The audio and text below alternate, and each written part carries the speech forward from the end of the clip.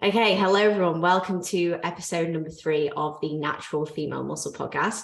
Today we are joined by Meg McEveley. Meg is an incredible natural figure competitor. She completed her first season in 2021, where she had an absolutely amazing first season. She took home a wide array of titles that year, those being the PCA First Timers Toned Figure and Overall Figure title, the UKDFBA Heart of England title, the BNBF Northern title, second in toned figure at the PCA British, and then at the BNBF Finals that year, she also took the figure title, overall winner, and also awarded her DFAC Pro card, which is absolutely amazing. So now I believe you're sitting at around 11 weeks out. Yeah, I think 11 or 12 weeks, something like that. I've lost count. She's around 11 weeks out from her first show this year. So she's taken a 2-year off season and now heading into her second prep this year. And I'm really excited to discuss a little bit further in terms of like your thoughts going into this year and of course your previous success and everything that kind of led you into that as well. But firstly, I'll just start by saying, welcome to the podcast and thank you so much for joining me today. Thank you for having me. This is the first podcast I've ever done. I've never done a podcast before, so I'm like, so if it's rubbish, that's why. It's because I've never done a podcast. It's nice. Well, it's nice for people to get to know a little bit more. Like I said to you before we started recording, like so many people will follow you and look up to you and like truly think that you're like so inspirational with like everything that you've achieved and your physique, your training, everything kind of speaks for itself.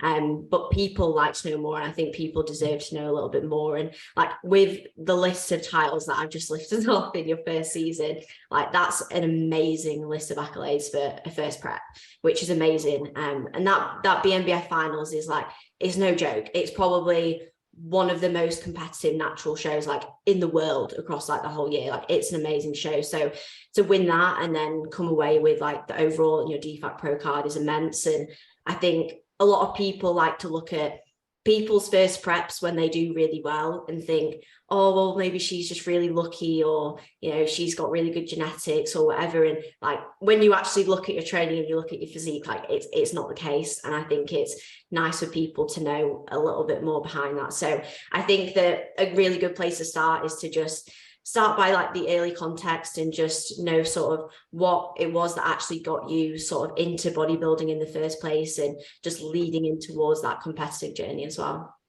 Okay, well, where do I start? So like I've always been dead sporty. I used to do athletics. I did athletics for like maybe like 7 or 8 years.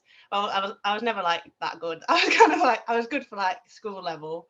But I wasn't like amazing at it, but I just liked it, so I just did it for a long time. And then maybe I think I must have been like year 10, so like what's that, like 15 years old. Yeah. So my dad was really into like training and bodybuilding. His training partner was a bodybuilder. Oh wow. So when I got to like 15, he literally like took me in the gym and was like, right, it's time to like get into weight training. I think really he wanted like a son that like I do have a brother, but I think he wanted a son that was like into the gym, but my brother was definitely not. So like when I got to like old enough, he was like, right, I'll just try with you.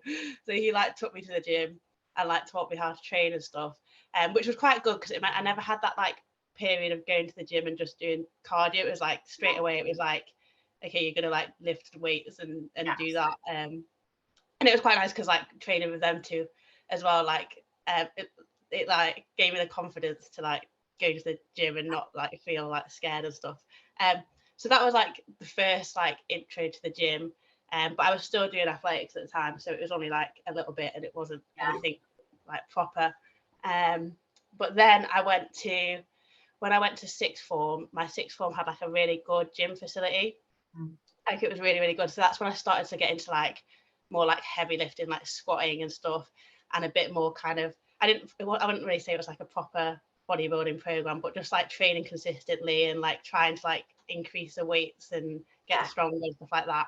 And that was when I was like, okay, actually I prefer this to athletics. So I stopped doing athletics and running and stuff, and like purely just like was like full on gym brain. I was like, it's so much better because it's inside in the warm and I'm not having to be outside like through winter in like the cold, dark, wet. So that's like when I switched fully kind of just like training the gym. And then after that I went to uni, and I remember actually like it was like the second day of uni, I was like, right, I want to join like the bodybuilding society. I didn't really know like if there was one. I remember like looking around the like the society fair like thing. Yeah, like the fair that they're doing. And I was like going around, I like could not find like a bodybuilding society, and I was like, oh my gosh. But they did have a powerlifting society. So that was Cambridge University Powerlifting Club. So I found them and I joined them. And then I still just kind of did my own thing, like training wise, but it was just good to like get to know people. And then they had their first powerlifting comp. It would have been Bucks. And I remember this girl called Suzanne, who's like amazing at powerlifting. She was like, we haven't got enough girls, like, please, can you compete? And I was like, I don't really like powerlift. I just like going gym, but like, okay, I'll go. Anyway, like I went and competed and I had like the best time ever and I really liked it. So I was like, right, full in powerlifting mode now. So that's when I like properly got into like powerlifting and like started following programs. Like the first proper program I did was like, I didn't even know, like PH3 by Lane Norton. So I ran that for ages and I loved it actually. I'd do that again, to be honest. It was like it was good and I made quite a lot of progress on that. And then I got a powerlifting coach like a little bit later on from that called Sal, who was really good. And yeah, just basically just did that for 4 years while I was at uni. And then it's a bit of a long-winded story, but then no, it's good. I'm enjoying it. And then after that, when I finished uni, I was like, right, now I actually want to do like the bodybuilding. And that's also when I started training at AW, which is the gym that I train at now. So yeah. Alex and Emily that own AW, they both have been bodybuilding for like years and they're like both amazing at it. And they were like, just get a coach, like get a bodybuilding coach and just start now, like stop. Like, I feel like I kept kind of putting it off a little bit. They were like, just do it. So that's when I found Dan, and then yeah, that just like went to the bodybuilding side of things, and here we are. Rest history. Yeah. And now I'm hooked, and well, yeah. It's really interesting though, because a lot of bodybuilders that I see, that especially when they train like really hard, they kind of come from either a powerlifting background or they've started with like a little bit of powerlifting like within there, because I think it just teaches you like the fundamentals of like just training hard. I mean, I know you started with bodybuilding anyway, and it's actually really interesting how you started training with your dad, because it's like just so different to like what anyone else would like ever do. And like most people often find that their like family are almost like quite resistant to it, if anything. So have you found that like has actually been really positive, that I'm assuming he's really supportive with everything? It's kind of funny because like even though he was the one that got me into it, like when I'm in off season stuff, he's always like, oh, but Meg, you don't want to get too big, or you don't want your legs to get too big, and like, makes like little comments like that. And I'm like, Dad, you got me into this, like. But then I think he definitely prefers it when I'm on prep, because like, oh yeah, you're looking more athletic now and stuff like that. So I think like because I'm like his daughter, and yeah, it's like he's got that kind of, it's like half and half, like that half like, oh, you're my daughter, I want you to like be little and just like look after yourself and whatever, and not like push food too hard and things like that, or like diet too hard. But then at the same time he's like, oh, but he wants me to be like dead strong and good in the gym and things. So it's like, even though he got me into it, there's still definitely like a side of like caution, I think. But yeah, he's like dead supportive. And when I did my first prep, I actually lived at home with him, and that it made it so much easier, because like he just eats like the same food that I eat, and like yeah, like it was just like easy to do that with him. And I remember like he came like a couple of my shows, and it was dead nice, because he was like saying how like nervous he was, and he was like, I didn't expect to be like so nervous watching you, but he was like, I was literally on edge, like, oh my god. No, that's so cool, because I think like I mean, obviously my dad does not train, but when it comes to like, especially like your father figures, when it's like as a female bodybuilder, I think it's also the idea that like, okay, you're getting on stage in a bikini, and it's like, it's different, because they kind of like want you to train and be strong, but then they're like, okay, so you're competing and you're doing like actually getting on stage in heels and doing posing. I think it's like, it's definitely a weird one for him, I think. So like I think it was my first show, he came with me. I think Dan's told this story on his Instagram before, but basically I was doing like my pre-show check-in the night before, and my dad's like useless at like anything technology wise, so we'd gone and got my tan. He'd come and got my tan with me, and then I was like, right, I've got to go meet Dan for an in-person check-in. I'll meet you back at the Airbnb. And he was like, how am I going to find the Airbnb? He was like, I can't find, like, I'm not going to be able to find it. So I was like, oh my gosh, okay, you're gonna have to come do this in-person check-in with me. So like we went, I met Dad, and like obviously I've got in like my posing suit and stuff, and was like still, and my dad was literally like, I think he felt so uncomfortable because he was just like, this is so weird. He was like watching Dan, watching me, and Dan was like probably felt well uncomfortable. Like, this is so weird. So yeah, I think like the whole like putting on like a bikini and heels, it's a bit like that's a bit odd. But yeah, that was an interesting experience. I like text Dan after, I was like, sorry, my dad wasn't meant to come, but like it's such a weird one to take out of context, because if you take out the bodybuilding side and like, oh yeah, I send pictures in a bikini to like a man like every week, someone would be like, what? I'm like, no, it's normal. It's just like he's just looking at my physique. Yeah, it's like it's so normal when you just in it. But like, because I remember even when I first joined Dan, and I'd send him like my check pictures, I was like, please don't post anything on Insta, like literally what I'd post up to that point was like just me like training. I was like, please never post like a check-in photo on Insta, and I would never even post like a check-in photo on Insta. And now it's like just bang anything up, because it's so just like you get so much more comfortable with it though. Like first it's so weird. I was like so similar to you as well, where I think I posted my first physique update in prep, like my first prep, when Cuba was like, you can post something, and I was like, what do? Then it just becomes so much more normal. But no, it is really nice that he's like kind of somebody that got you into that as well, because I think it is amazing that it kind of broke that barrier for you from like not having to go to the gym and do like kickbacks on the Stairmaster, and you were able to like actually go in and like get after it. And I actually I was speaking to, I had Zena on last week, and we were kind of talking about how she had like Ethan kind of get her into the gym. And I think sometimes we always have that like one person that like maybe kind of transitions us in a little bit, and then we can sort of like spread our wings and like go off on our own, which you obviously did like at uni and like moving away from that. But yeah, it's really nice that you had that as part of the process, and I'm sure it's something that kind of like sits with you like quite positively as well. Yeah, no, definitely. Yeah, I just think just having another person is always just good for like a confidence side. I think like even now, like I hate going to new gyms and like not knowing where anything is, and especially and doing it on my own, like I hate, like it actually gives me like gym anxiety. Like I'm like, no. I remember messaging you about Elite, and I was like, I really want to go try Elite, but I'm too scared to go. So like I think always just doing that with like another person just makes it so much easier. So yeah, the fact that I had like my dad and his training partner Pete was like so good. You do a lot of traveling to different gyms and stuff though, don't you, at the moment? Yeah, I do, especially like if I go and see like a lot of my uni friends live down south, so if I go and see them and stuff, I'll like just go to a gym. But yeah, definitely, like I remember on my first prep, I wanted to start training at Hard Labour, which is like a gym in Latchford, because I'd just seen like it had good kit and stuff. And I remember being like, I messaged my friend Holly, I was like, please can you come with me? I like don't want to go the first time, and I'm like dead scared. She was like, yeah. And then essentially like she cancelled like very last minute, she couldn't come.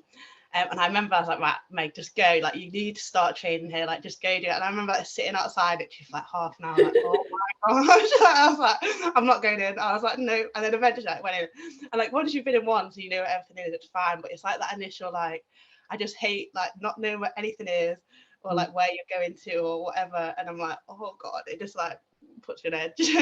I think the thing is though, like everyone feels like that. Like so many girls will be like, oh, I feel nervous to go to this gym, and like so many people get it when they come to Ultraflex as well, and they're I don't want to come to Ultraflex because I'm scared. And like the thing is, so many people actually feel like that. Like I felt like that when I first went there. And I think sometimes when you start to see that even the people that like you follow on Instagram that are like posting their training and doing this and that, like they still feel nervous when they go into these gyms, because it's like a new environment and new people and trying to find where pieces of kit are. Like if I have to go into a gym and I need to figure out like where I need to walk to go to the deadlift platform, I'm like nervous. I'm like, where do I go?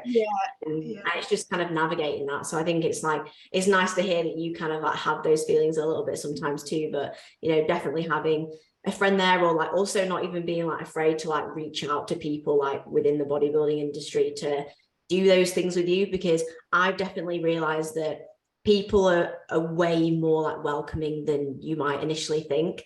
Like if you message someone and you maybe like ask to, you know, do a session with them or whatever it is, like people usually just like want to be a part of the community and like help you in your process. Yeah, exactly. Yeah. Like I usually train on my own, but like if anyone ever like messages me like asking to train or whatever, I'll often message people, oh, do you want to do like this session together? Like, because it is nice like training with people, and it just makes it like so much more like interesting and different. So yeah, no, definitely. Yeah, it definitely does. I think, like, obviously I know I've gone off on a bit of a tangent there. Pulling you back into sort of like your transition over into bodybuilding and starting with Dan, like, did you carry a lot of your like powerlifting background into then your bodybuilding? Because I see that you train a lot like that, like you do a lot of like deadlifts and bench and like things that are so fun, but like a lot of people do often say, you know, like people will say they have no place in bodybuilding. Yeah. I don't, but yeah, I think like, well, so when I first joined Dan, we were actually in lockdown, I think, or going into lockdown. I can't remember. Yeah, I think we were in lockdown. So I was actually training out of my garage.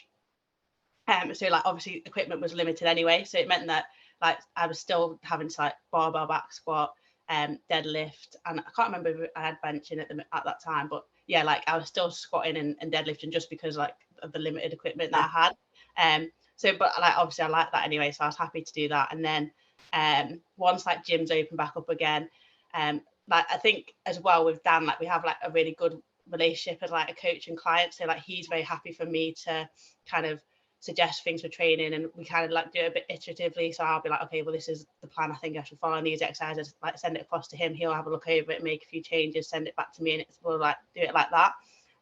So I was like, so once we came out of lockdown, I was kind of like over squatting, so I was kind of like, well, we'll put squatting to the side for a bit, because I just it takes a lot out of you, and I just fancied like doing something different, like a hack or something.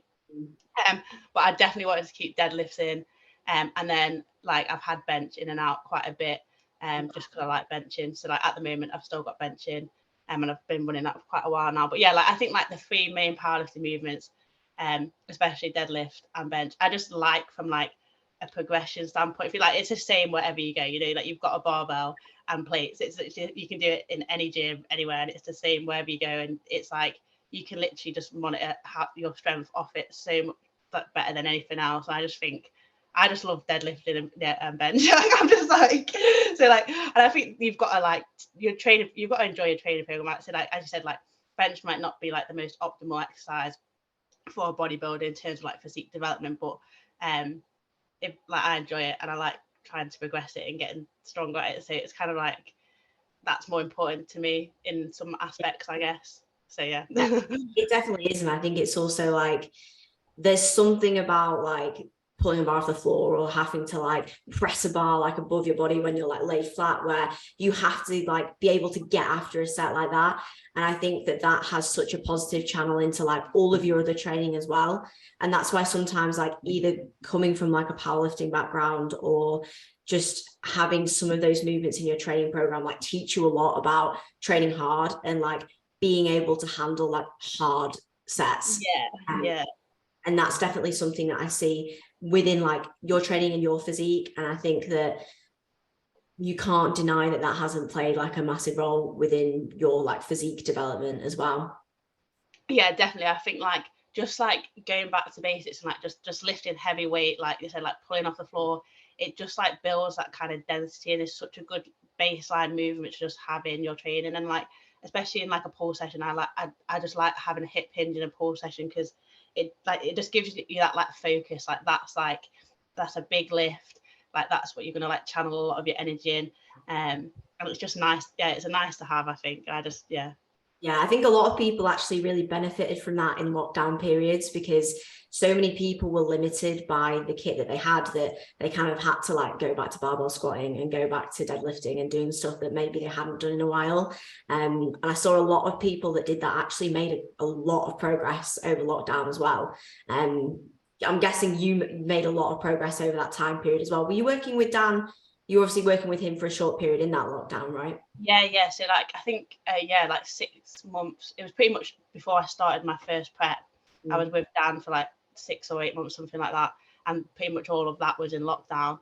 And that was it. Yeah, like that was some of like the most productive training I had, just because like the routine was so regimented because we were in lockdown, and like I was literally just doing like very basic movements in my garage, and like the only thing I could do was just like focus on training and progress weight and do those like simple things. So, and it was like so progressive that it actually worked really well. I quite liked it. I was like, I had like no distractions. It was great. I was kind of like the same, because it's like I kind of want the gyms to open, but I'm actually in like a really good groove, just like training and not having to see anyone and like not being distracted by things. Yeah, this is the thing. I was like, it was quite nice, because sometimes I get like quite bad FOMO, but like when you know that no one else is doing anything either, because everyone's in lockdown, it's kind of like, oh well, I can just do what I like doing, which is going in the gym and training. So we're all in the same boat. But did you have uni that year as well with lockdown? Was that, or you graduated at that point? So I was like in my 4th year of uni,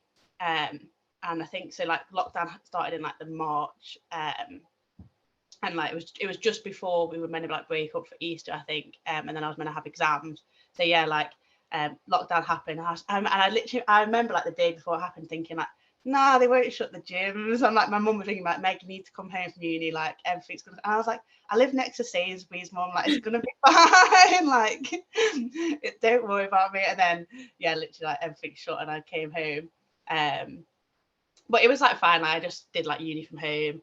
I had like a 4th year project to finish and stuff like that, so just did that and like trained really, and it was like, yeah, it wasn't too bad. I didn't mind it too much. Yeah, you didn't really find like any difficulties with that and with bodybuilding, because I know you also like did a pretty solid degree as well. Like, you went to Cambridge, right? Yeah, so I did aerospace engineering, but like I think it was quite good, because like I feel like sport and uni go quite nicely together. Like the powerlifting side of things went really nice with which like when I was at uni, like I spent like most of my time literally just in the library revising, because it was so hard. I was like, I'd actually just work all day every day. But like when we had like exams coming up and stuff, I'd be in the I'd get to the library at like, well, I actually worked in a computer room because the library didn't open early enough, but I'd get to the library like 7 a.m.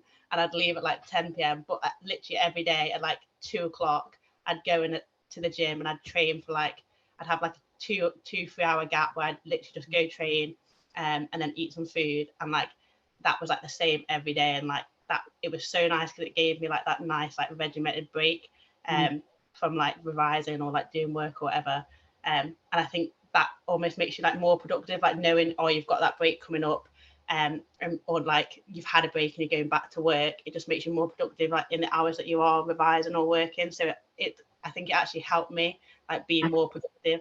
So yeah, it worked like really well. And it was like weird, like a lot of the powerlifters as well at uni were like all did similar subjects. They were all like medicine or like engineering, and I think it just shows everyone was kind of like on the same like wavelength, which was quite good.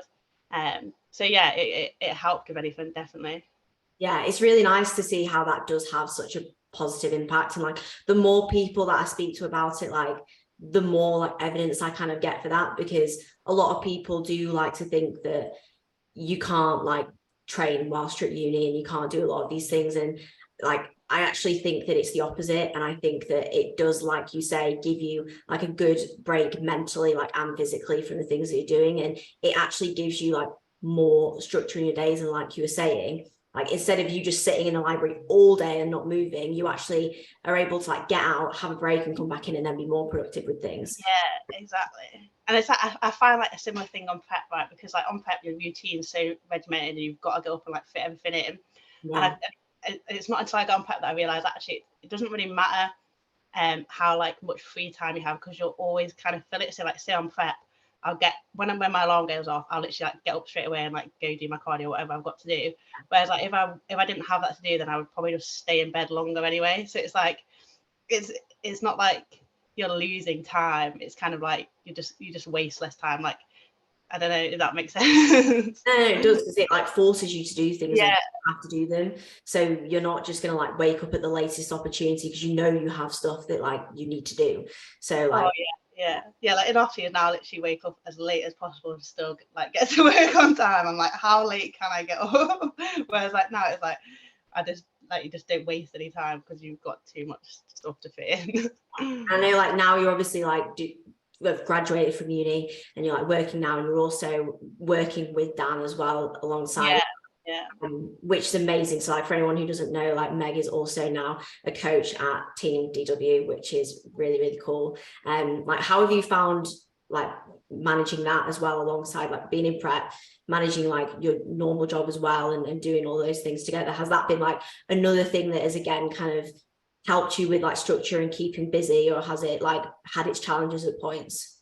Yeah, I think it's just like a routine thing. Like my routine's like super regimented, and like pretty much the same every day. Obviously weekends are slightly different because I'm not in work, but it's just like a routine side of thing. And as long as I just stick to the routine, then like it's all pretty smooth and easy. And as well, like working with Dan is and under Dan is really good, because you know, like he obviously knows me really well, knows that like what my work is like and stuff like that. So it's not like we're just trying to like get me loads and loads of clients. It's like, this is going to be capped at like a number that I'm comfortable with, so that I can like give enough time to my clients and also like have like the level of coaching that I want to have. And there's like no pressure as well to like get loads of clients, because that's not what I want. I just want a nice like little team that's capped at a good number that I can really effectively coach and build up. And Dan is very understanding of that, and that's why we kind of decided that it'd be a good fit anyway, because that's kind of what we both wanted out of it. And it's worked really well, you know, like just having that, like I've really enjoyed working like with TNDW so far. It's good. Yeah, it's amazing. It makes such a huge difference that you're able to do that with someone like Dan, that you have such an amazing relationship with. Like Dan in himself is like an amazing coach. So like what an incredible mentor to have there. And I'm so excited to see that, you know, continue to grow and see what you do with that too. Is it something that you do like want to grow more moving forward? Like, is it something you see as you want to be more like a part of your career, or do you enjoy like having that balance with something that you've like ultimately like worked really hard for over like the past so many years as well? Yeah, like I definitely like having both. Like I've always done like a little bit of coaching on the side anyway, for quite a while. But then, and then obviously like speaking to Dan about it, we were just like, oh, it'd be even better to just do it with TNDW. And then I've got that support from Dan and that guidance from Dan if I want to kind of branch out a little bit from like lifestyle to more bodybuilding, things like that. Just to have like Dan's guidance on that is like really helpful. But yeah, I definitely want to like keep both of them going, because like, whilst I love coaching and I love bodybuilding, I like having like the different side of things. And like obviously like I studied engineering for 4 years, and that's like what my job is based around, and I do really enjoy it. Like I like the work that I do. So it's nice, and it's nice to have just like something different to like shift my focus to. So yeah, no, I like both, and it definitely just want to kind of keep both going and build both together if I can. It's like it takes up a lot of time, but I kind of like that. It's like there it's nice to be busy, and like we were just saying, like definitely in prep as well, it's sometimes nicer to like have more things to do, because it makes the prep so much easier when you're actually busier versus when you're not. This is the thing, like I can work from home if I want, but I tend to go in the office, because then you just like, it's like it takes me like an hour to drive to the office, right? So that's like 2 hours of my day gone already. But it just means that like I've not got any time to think about being hungry or think about being tired or anything. Like if I go to the office, and then everything's so that the time just passes dead quick, because it's like just like one thing after the other. And I like that. Like it makes everything run like more smoothly, rather than just like, I don't know. It just makes the prep a little bit easier. And we'll definitely talk about this prep like in a little bit, but I want to actually circle back around to your first prep, because I know I kind of introduced it a little bit at the start and we've not really like got through to that yet. And I just really like to know, you know, how that prep really was for you, and in terms of, I know the outcomes were amazing, but it was still your first prep, and I don't think you'd really been through like any like big diet phases or anything like that before, or like any like photo shoot preps or anything. So, you know, what was that experience like? I know you had an amazing coach in your corner with Dan, and we've already covered, you know, you had an amazing relationship with him, and I think that will have 100% played a positive role there. But you know, how was that prep? Did you find that you had any challenges along the way in that, or was it something that you really did just kind of like take under your wing and it came quite naturally? Yeah, I think like it just kind of happened, and it was like fine and ran like weirdly smoothly. So like obviously I joined Dan, I was like, I want to compete. Let's do like an off season first. And he was like, yeah, we'll like build your food up, whatever. Like what do you want to compete in? And originally I wanted to compete in wellness, but the only reason was because the only bodybuilders that I followed were like wellness athletes, just for something like I only followed probably like 3 or 4 bodybuilders, but they all just happened to be like wellness athletes. So I was like, that was kind of the only thing I was like I'd looked up to.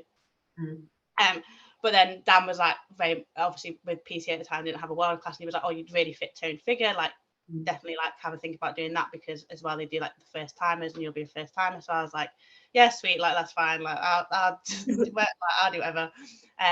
So we like did it off season quite a bit, and then it was a bit weird because all the PCA first time shows were getting like changed because of COVID. I think that was like one minute being like March, and things kept getting like shifted. So we were trying to like pinpoint kind of a show to do, but they kept getting changed, and then they basically moved one that was meant to be in March to like to July. And we were like, when they moved, I messaged Dan, I was like, can we do this one? He was like, well, yeah, but you're 17 weeks out from tomorrow, so we need to start prep now, basically. So I was like, okay, sweet. So I didn't even have like one like last off plan meal or anything, which to be honest, I was so full by that point that I didn't really mind. I was like, I'll happily go to prep. So we literally just like started prep there and then. So I was like 17 weeks out from that first show. And that first 17 weeks out was like the smoothest thing I've ever like. It was so much smoother than even like probably this prep now. Like it was literally just like as you do, you just decrease food and increase cardio, and it just like body weight just dropped, and it was like weirdly just super smooth. So yeah, it just went like fine. I think as well with it being still kind of locked down as well, like everything was like, again, like routine and stuff was pretty regimented. I'd like been doing off season, so I was like ready to prep. It was my first prep, so you want to like give it your all. Like I literally remember just being like, I probably was like a bit too on like the other side, because I was like, I just need to like nail these 17 weeks. I don't want to go like there was one time, I think I was like 12 weeks out, and I drank a can of Sprite, and I thought it was Sprite Zero, and it wasn't. And I like remember, I literally almost cried. I like messaged Dan. I was like, Dan, I've just drank kind of Sprite and it wasn't Sprite Zero, and it, like I'll do an extra. It was like 40 calories, and I was like, I'll do an extra 1,000 steps or whatever. And he was like, Meg, chill out. Like you're 12 weeks out. Like it's fine. I was like, oh my god, like stressing. He was like, you're fine. Like sure. But yeah, like I was literally like, so I just, because it was my first prep, I was just so like, I just want to like nail everything, like and it just ran like so smooth. And that was like when I was getting like more into, I guess, like the bodybuilding community and being aware of like what other federations there are and things like that. And so kind of as we got more into that prep, that was when I was like, well, like is there like shows that I want to do like after the PCA First Timers? And Dan was obviously like, well, since you're natty, you might as well like do some natty shows, because why not? And yeah, so I did, so really like the First Timer show was like my focus. And then I started looking at potential like other shows that I could do, but they were all kind of, there was a bit of a gap between like that July show and then all the others were like a late August, September time. So we were like, right, well, let's do your first prep, have a little bit of a kind of almost mini reverse just for a few weeks, and then we'll go back into a prep if your body like will respond. So that was kind of like the plan basically. But yeah, that first 17 weeks was like, I actually really, really enjoyed it. It was fun. And then you did those next show you did from that must have been the BNBF Northern. Was that the next one that you did? The UKDFBA Heart of England. Heart of England? And then the BNBF was so that was on the Saturday, and then the BNBF was on the Sunday. So yeah, those two were on the same weekend. Right. But like I remember I was so nervous for the UKDFBA one, because I just had like hadn't really seen like much of their competitions like on Instagram. I hadn't really seen like I just had like no idea what to expect. Like the people to turn up. I remember we got an email like maybe the week before, and it said how many people had been entered in the class as well, and it was like maybe it was like 14 or something. I was like, oh my gosh! Like I was like, it was a really big figure line. Yeah, really. It was just huge. I had like no idea what it would be like, because I hadn't seen any like UKDFBA shows around or anything, and also we didn't know what class to enter. So I remember I'd been following Hannah's prep, and she was entering women's physique, and then I'd obviously also been following Ella's prep, and she was doing figure. And me and Dan were like, oh, where am I going to sit? Because like we just didn't know. So we were like, well, enter both of them and then they can decide for you like which one you do better in. So there was like a week, like I hadn't really been doing, I didn't have to do that much cardio in the first 17 weeks. But then because we'd entered women's physique, there was like 1 week before the UKDFBA show, like a couple of weeks forward, we were like, right, let's just push. Like push now, like get as much off as we can. I was doing like an hour of Stairmaster every day, which like for me is quite a lot. Like I don't really like cardio. And I was like, oh my gosh. But yeah, like we just had like 1 week where we really pushed, like got as much as we could off in that last bit. And then entered both and then did both. And obviously I just sat much better in the figure class. But because of that, I was just like stressed because I was like, I don't even know if I'm going to even fit like the look of UKDF. I just had no idea. I was just kind of going in blind.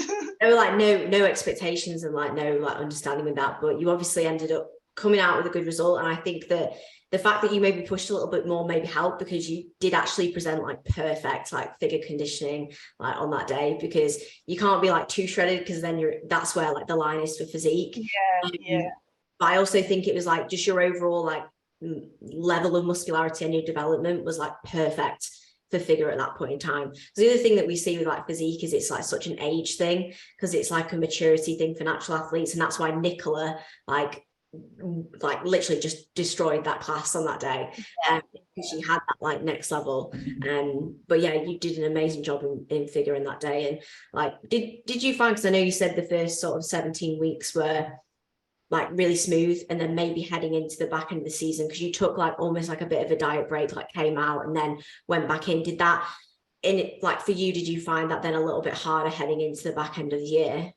I think the diet break was like really needed. So we just like basically like obviously like reverse calories, and then I had an off-plan meal back in, which was nice because it meant that I could have like a few social events. I did go away for like a couple of days, like Devon or something, which was nice. So it was nice to have that like mental break. And then I remember just being like, Dan, like now I'm like ready. I'm ready to just like dig again. And like my food, I think because we'd like reversed quite well, because I knew I had like these other shows in mind. Like when I said to Dan, like, oh, I'm ready to dig again, like I don't feel like I'm digging that much now. He was like, okay, sweet. And then like took out quite a bit of food. Obviously I added quite a lot of cardio in, and it was fine. Like I think because I had that break, I was like ready to go again. And fortunately my body seemed ready to go again as well, because it just responded quite well. So that was quite smooth. And then we ran into those two shows, the UKDFBA and the BNBF shows. And then after that, because I was like already at that kind of level of leanness, it was quite like plain sailing almost. Like we could kind of just reduce output and just kind of stay at a nice level. So, and I think because I've been on prep for so long, by that point it was just like normal. I was like, okay, this is just life. Yeah, I think it's also like sometimes you have that benefit of getting ready a little bit sooner. So like you got ready for that first show, and then you had the ability to actually like come out and push a little bit harder, and then kind of just like hover like and actually probably improve, because like your look definitely looked like it improved across the season as well. And I think that's sometimes the benefit that you get with probably like maybe a little bit of a blessing in disguise with you hopping into that show earlier and being like, oh, let's do this show that's earlier in the season, where you then had to hop into a prep, but then actually kind of benefited you towards the back end of the year, where you weren't having to like chase a look towards getting to the finals. You were like pretty much you were already there. Yeah, exactly. And like just having that little bit of the reverse as well. Like obviously you don't know what you're gonna look like until you're lean. And when I did my PCA First Timers show, like we were like, okay, you've got really small arms, Meg. Like yeah, I had like no shoulders, like little noodle arms, and we didn't really realize how to what extent my arms were going to get so skinny. And so obviously I stepped on stage. So after that we actually changed my training plan quite a bit, and like obviously put a lot more like delt and upper volume in.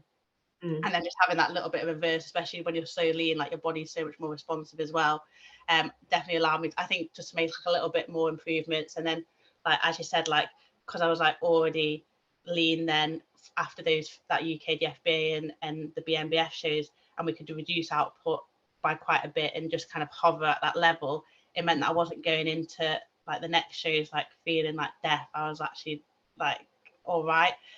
So yeah, in the end, even though I don't know whether I'd always plan it that way to like be on prep for so long, although that's pretty much what I'm going to end up doing this year anyway. Must just love prepping. But yeah, even though I maybe wouldn't always plan it that long, it actually ended up working out quite well, which was quite good.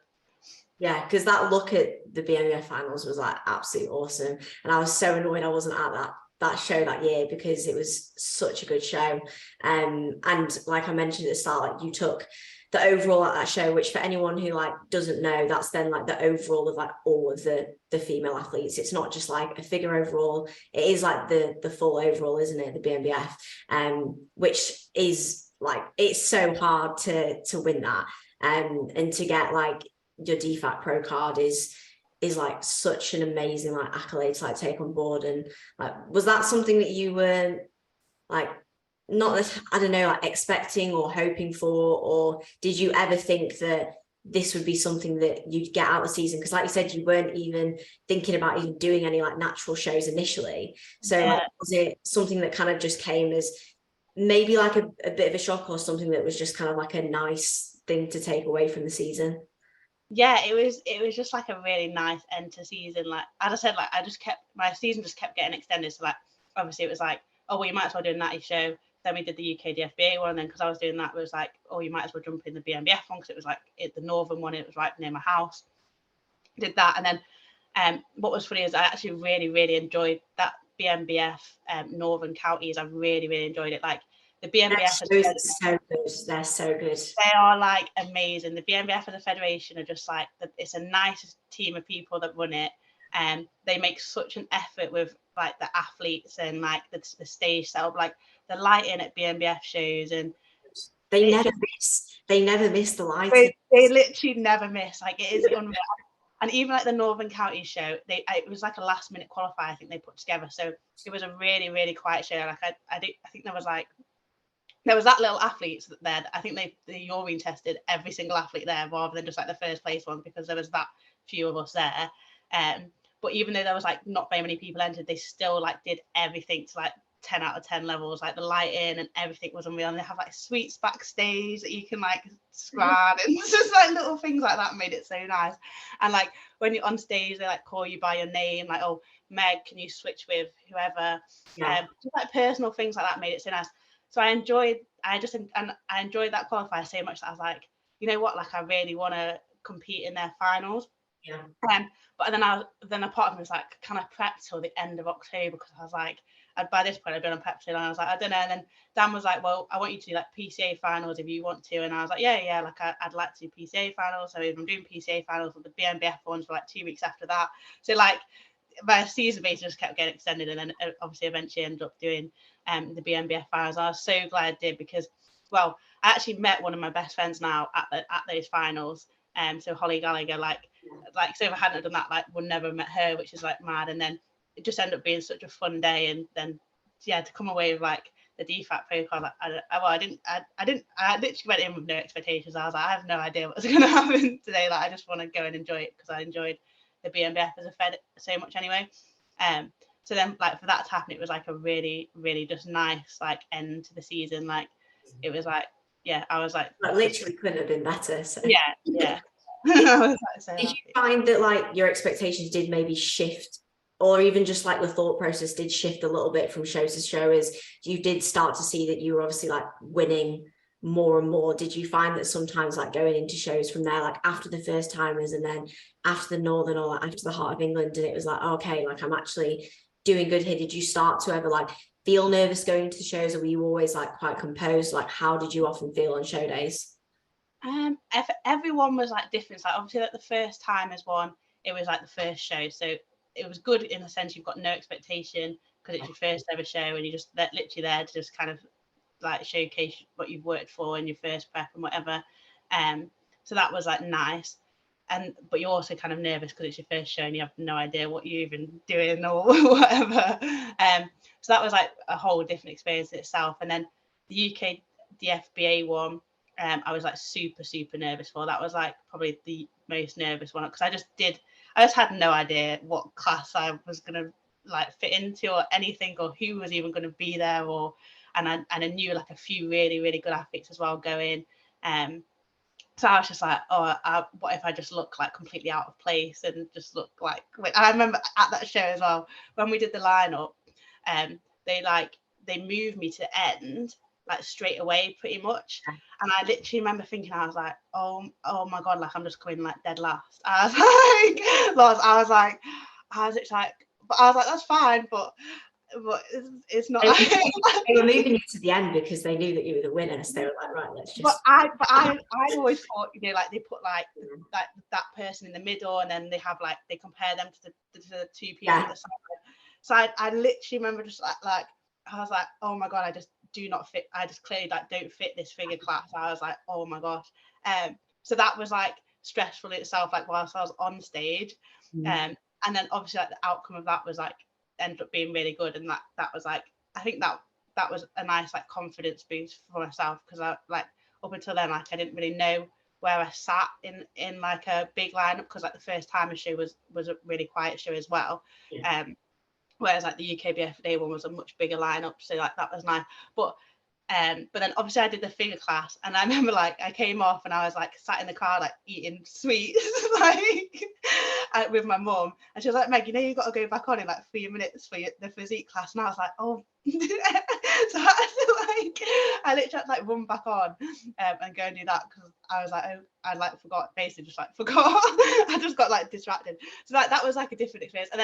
And then because that show went so well and I was so happy with that, then the BNBF on the Sunday, I was like so relaxed for, because I was like, doesn't matter the outcome, you know, I've had such a good day at UKDFBA today, like let's just like enjoy it and just see what it's like as a fed. So like I was so relaxed for the BNBF show, and I think that qualifier was probably my best look of the whole season. Probably because I'd eaten loads of food after the UKDFBA show. And the stress was just like so low in comparison, because that just off so much. Yeah, like I'd eaten so much food, so like I was dead full.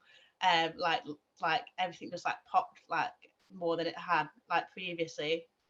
I was just like dead relaxed and just like excited and like happy, just happy to be there. So that was like one of the shows I enjoyed the most, because I was just like really chilled that day, and I was just like, this will be fun, like whatever. And then the PCA British, again, I don't know how I felt for that. I can't remember. I think I was just like, we'll just see how it goes. Like I think because I was at that point, I knew I was doing the BNBF. I was like, just think about like that, like, and just enjoy PCA, because PCA is so fun to compete with, and that there's obviously like so many girls that you know as well. And like I was like, just go and like enjoy that day. And then like you can focus on BNBF after. And so so just I've waffled on, but everyone had like every show was different, definitely. Yeah, because your thoughts like they change and they fluctuate throughout the season as you do different shows. And the thing is, like with all the like, this is something that I actually think is really quite nice with like being a natural athlete as well, is that there's so many different feds that you can compete with. So like you can do PCA, you can do BNBF, you can do UKDFBA, there's also like WNBF, there's like so many different choices that you can do, and they're all so different. So you can like appreciate having those different show day experiences and just kind of play around with doing different things, which I always think is really quite nice. Yeah, no, like they all have a completely different vibe, which is like super cool. And it also means you can kind of like find as well which one you fit in best to, and which one like suits your like physique best, and also who you click best with and stuff like that. And yeah, I enjoyed like all 3 of those federations. I enjoyed, but like for completely different reasons. So yeah, no, definitely. Yeah, I think that like brings me on to like asking you a little bit about this year and this season as well, because obviously you won your DFAC Pro card in 2021. Are you thinking about taking that in your prep this year? Have you had like any thoughts? I know you've not maybe like disclosed what shows you want to talk about. And if you don't want to talk about what shows you do, you also don't have to say. Oh no, that's no, I don't really care. Okay, but like what were your thoughts like leading after that season and like getting that result, and then how has that led into your decisions leading into this season, the shows that you've decided to do from there? So initially, when I got my DFAC Pro card, I was like, right, and I knew a few other people that were competing in 2022. So like Keithy and stuff were doing the BNBF in 2022. So I was like, okay, well, potentially let's think about going to the Cayman Islands and doing the DFAC World Finals there in 2022. So that was like on my radar, but nothing was really set in stone. So what we did is I obviously like pushed, like did an off season for however many months it was, and then it got to, I think it was like March, maybe like April, May, and we were like, right, you're ready for a mini cut anyway. So we started mini cutting, and then basically with the intention of, let's do this mini cut. If you want to roll into a prep for the Cayman Islands, then we can do that. If not, like, it doesn't matter, we'll just go back into an off season and compete in 2023. So I did this mini cut, and it went all right, but my body definitely like wasn't as responsive as it was the year before. And also I just got to like a certain point and I was like, yeah, kind of done with dieting. Like, let's just go back into off season. Like, I want to eat and train and like harder and go back to the kind of like just progressing and yeah, it done like what I needed to do in terms of like just shifting a bit of fat, but I definitely like mentally just wasn't ready to prep. I feel like you get like a feeling like I think that's sometimes why like doing like little mini diets is actually really helpful, because you start to know where your readiness is for prep or not, because you can I've enjoyed it but just not quite yet, and that's sometimes a good part of doing those in off season as well. Yeah, no, definitely. You just kind of you just have that feeling like you just know. And another thing as well was like, even though we pushed up food so much from obviously when I stepped off stage, like I was eating a ton of food, but I just never felt full. Like I must have been on like 3,500, 4,000 calories. I was still licking bowls. I was like getting to the end of my meals and like licking bowls still, and like just moving a bit mad still. Really, like I just never felt full. It really wasn't until like towards the end of last year that I started being like, okay, I feel like pretty full now. And I think Dan was like, what is wrong with this girl? Like, I like can't fill it up. And I was thinking, appetite does not slow down. It literally didn't. I was thinking, what if I never feel full again? What if I'm just hungry for the rest of my life? Like it was almost like a challenge, like every day, like having like finishing a meal and being like, okay, that's it. Like it was like, yeah. So that was like another thing as well, that I was like, I don't want to start a prep until I feel like sick of food, essentially. And because that makes, like, when you're at that point, that makes the first like bit of prep so much easier. Definitely. So ended up like not rolling into a prep, went back into off season, and then basically was like, okay, well, let's prep in 2023. So the DFAC World Finals this year are in Australia in November.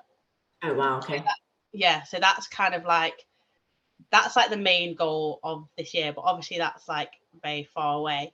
But it was getting to like the end of 2022, and I was like, I feel ready to prep now, and I feel full, and I'm like, I'm like wanting to prep, like the feelings there.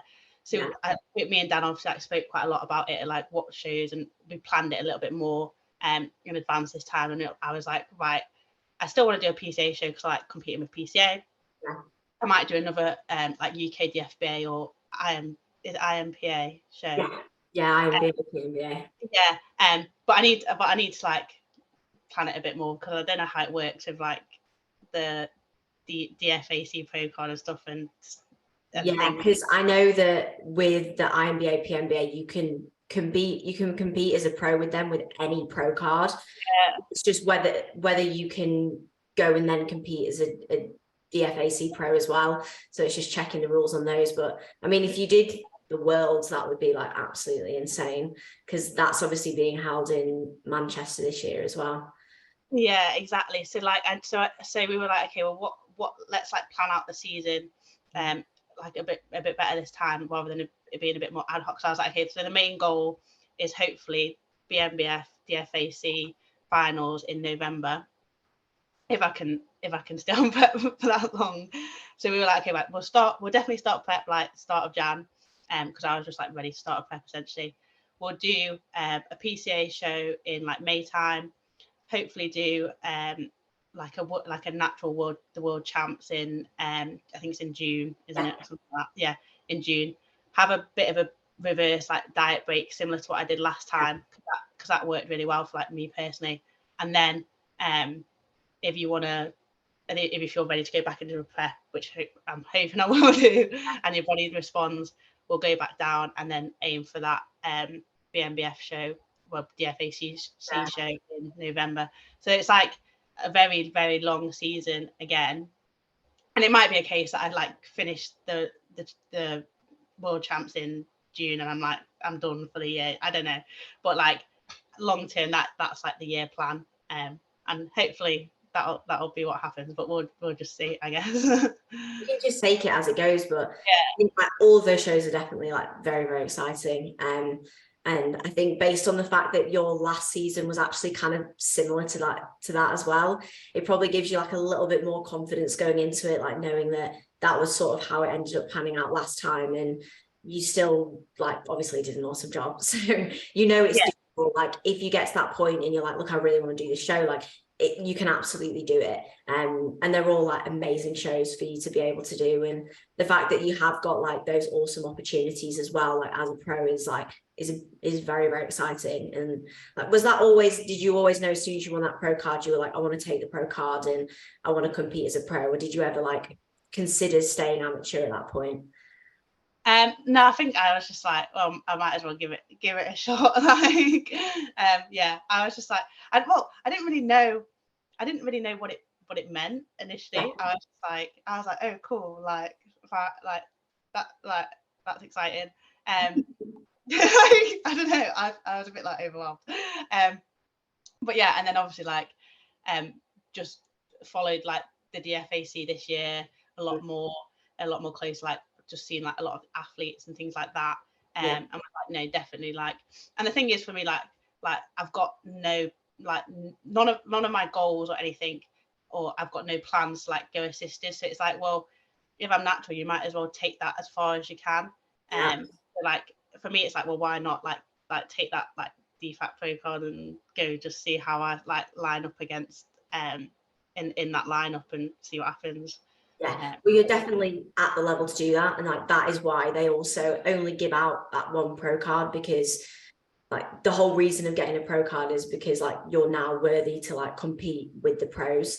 So it's like, why not take it there and try and chase after those like pro world titles? Like that's absolutely awesome. I think as well, like it's good knowing people.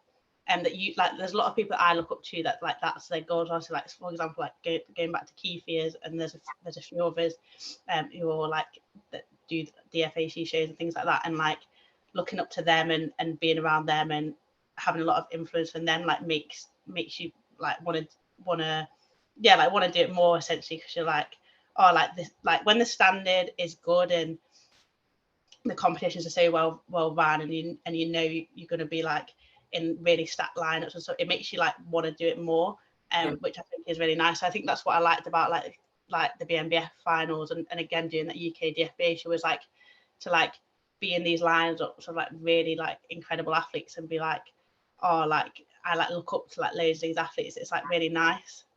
So yeah, that like it's a good like community and environment to be in. Did that like encourage you to want to like stay natural and really go down that path as well? Because I know before that you've just done those PCA shows, which are not everyone who competes with those like is assisted, but they are obviously like non-tested shows. And obviously if you'd have gone down that route and you progress down that route, there is like the opportunity for you to look towards that assisted side. Did like doing those natural shows and obviously getting the results that you did kind of encourage you to want to stay down that natural path, especially after seeing like the level of so many of like the amazing natural athletes that you did see in those shows that year as well? Yeah, 100%. Especially as well seeing like the women's physique lineup as well, because obviously like they're much more developed. They're like even more lean, and being like, okay, you can like attain that look as a natural. Like that's like such a good like goal to strive for, because eventually I don't know whether I will move up into like women's physique, or whichever. But like just knowing that you can like achieve that look naturally, like it's like it makes you like want to do it more because you know it's achievable. And as well, just like being in a big lineup, being like, oh no, that like these shows are like they are packed with really good athletes. Like it's not just you and like just yourself on stage. Like like there's a big community and stuff like that. It's growing, which is like really good to see as well. It's growing massively, and it's becoming like so much more competitive. It like gives you that like drive to like want to stay within it. Yeah, there's a lot more like opportunities than you think, and I think that's why it's sometimes really good like as a natural athlete, and it's good that Dan like encouraged you to do that as well. He was like, look, why don't you do some natural shows, because you actually see what there is available. And I think a lot of people are often more surprised to see like, okay, there's actually a lot of really good lineups and a lot of cool shows that I can do, and I can take this further and further as well. And it's interesting to hear that you maybe think about doing like women's physique in the future, because I was going to ask you if that's something you're thinking about doing, because I think it's like, it's very like obvious when you look at your physique, you obviously have the potential to do that. I know this year you'll be looking to probably stay in like figure, and within PCA, obviously tone figure, you get to hit, this is what's so weird, is like within PCA tone figure, you get to hit like what are women's physique shots within the UKDFBA. BNBF is great because you get to hit those shots within figure, which is nice. But is it something that like you would maybe quite like to work towards moving forwards? Yeah, I think I just want to like just keep growing as an athlete, and like just developing, like I guess just keep like developing my physique, I guess, and getting stronger, and hopefully like getting stronger in that performance side of things, or come like a denser and slightly bigger and more like well-rounded, balanced physique, hopefully. So yeah, like hopefully naturally I'll just kind of go towards that. And then as well, like it'll be nice to push like conditioning a little bit more. So like in my first season, obviously I did figure, which isn't quite as conditioned, so it'd be kind of cool to kind of see, can I take it that like extra, like just push myself a little bit further and like get some like really cool condition levels would be quite interesting, I think.